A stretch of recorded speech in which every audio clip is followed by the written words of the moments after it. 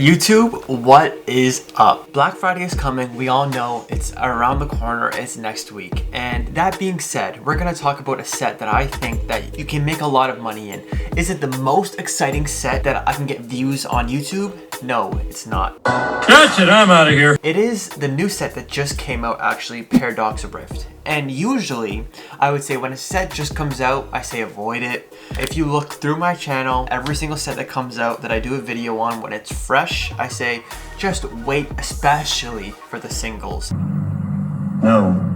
But for sealed products, just wait, because it'll go down in sale and because there's a lot of hype with this set and things like that. This is not the case. I am seeing, from what I've seen, I live in Canada and I'll show you some examples in today's video, but I am seeing deals for this set right now. But first, we're gonna talk about, is this set a good set? From what I've been hearing, because I'm not gonna open the set, I don't enjoy the set. Okay. But it doesn't mean that it's not a good set to invest in, right? Because there's value in everything. So this set is a mediocre set, and I mean like, it's probably like a 4 out of 10. Ask yourself, is there any desirable Pokemon in this set? There's nice artwork, but there's no Pokemon that has a huge fan base. Lugia, Rayquaza, Charizard, Pikachu, things like that. This card, it looks like a Salamence card. I do enjoy this card. I do like this card. I am gonna have this card in my collection. This card, it reminds me of Gardevoir. This card is just so nonsense. I hate this card. I'm interested if you guys like this card, so let me know in the comments, because honestly, I think this card is so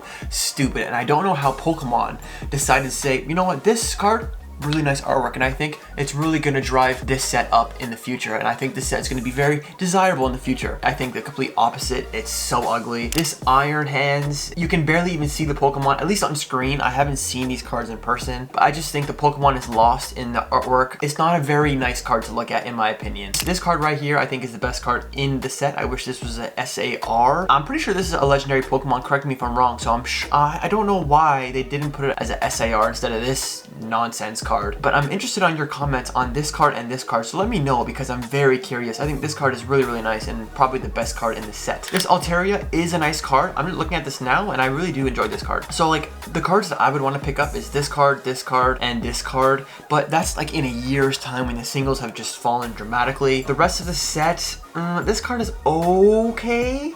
Like, there are some cards that I do enjoy in this set, but it doesn't mean that this set's gonna be like Evolving Skies or Brilliant Stars or Chilling Reign, sets like that, you know? I think there's no comparison. We're gonna compare this set to another set in Sword and Shield and look how it did, because there's still value in these sets. I wanna know your opinion on the set, so let me know in the comments, because I'm not a big believer in this set from artwork, right? And I think, ooh, this Steelix is pretty nice. But what drives a setup in the future is not pull rates, but don't get me wrong, pull rates do have a huge fact if the set is going to do well or not. What drives sets up and single prices up is the artwork. Is it a popular Pokemon that people really, really want in their collection, and is it a nice artwork? For example, the Umbreon card. Everyone loves that card. I personally don't, but everyone loves that card, and there's over like 7,000 in a PSA 10, but the card is still very expensive. There are a lot of facts that you have to consider when you're investing in a set. Like, is there a lot of cards that people are going to want in 3 years? I don't think this set has that, but the pull rates on this set aren't the best, so that is something to consider when investing in the set. But all of that, I want to put that all aside, because there is value in the set. If you bought this booster box for $300, I would say it's a bad deal and you're probably not going to make money in the next 3 years.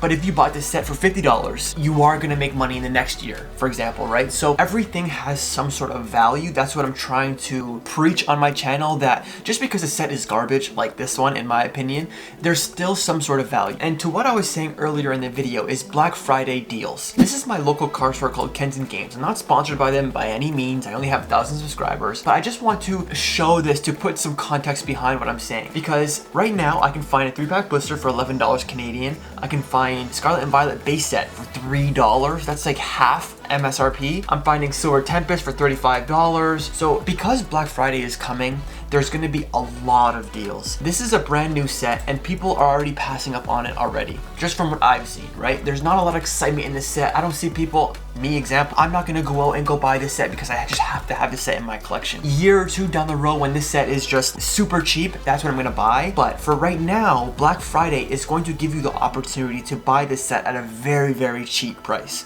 And right now, a booster box is, as you're seeing on screen right now, it's $135. So in my opinion, that's a steal. I believe MSRP and Canadian prices are like $180. So that's $50 cheaper than MSRP. I mean, it's alright, like... I haven't seen any sets from 3 years ago that are still trading for MSRP. Again, there's a lot of supply of this card and not a lot of demand for this set, so it's going to drive the prices down. And because Black Friday is coming, from what I think, local card stores are gonna push deals, especially on this new set, because not a lot of people are excited and they don't want these kind of cards or this set in their collection as of right now. Boring. Maybe you're saying, oh, this is all FUD and you're just saying this, blah, blah, blah, blah.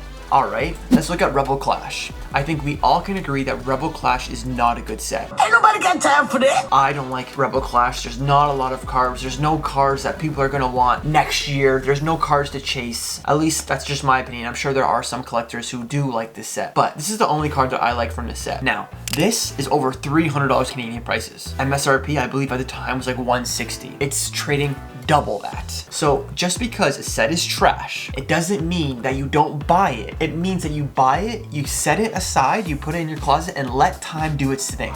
Because there's value in everything, especially in Pokemon cards, especially in booster boxes. That's what I'm going for, and that's what I'm trying to explain in this video, that there is some sort of value in this set. Yes, it's not the best set. Yes, there's not a lot of cards that people are gonna want down the road. Yes, the hit rates are bad, which is a good thing to invest in this set, but there's no cards that people are gonna wanna chase. There's no cards right now, even though the set just came out, there's no cards that people are excited about. Yes, obviously there's some collectors excited about Roaring Moon, things like that. I'm talking about the majority of people. So my point here in this video, to sum everything up, is this set I'm not excited for. I don't like this set, but it doesn't mean that I'm not gonna buy this set. Like right now, you're seeing $135 for a booster box for Paradox Rift, I think is great value. And at that price and even lower, because it probably will go lower in like a year, because no one's gonna want the set in a year, especially when the hype goes away from the set. That is when I pick up booster boxes for hella cheap, because if we look at Rebel Clash, what I just explained happened to Rebel Clash. If I was on YouTube, I would probably be saying the same thing about Rebel Clash, how it's not a good set to invest in just from the artwork itself. But if it's a good deal, it's a good pickup because there is value in everything.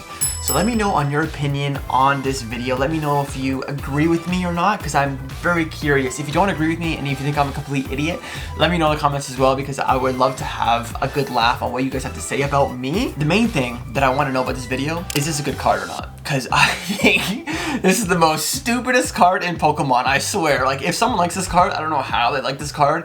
I can go to Walmart and find like string cheese and just take a picture and it looks exactly the same as this. But let me know in the comments if you enjoyed today's video. Let me know if you got any value. If you did, subscribe. Road to 10K next year. That's a huge milestone. It's a big thing to say, but I'm saying it. If I don't say it, it's not gonna happen. So road to 10K. If you enjoyed today's video, let me know in the comments. Leave a like, subscribe, do all that, and I'll see you next video. Deuces.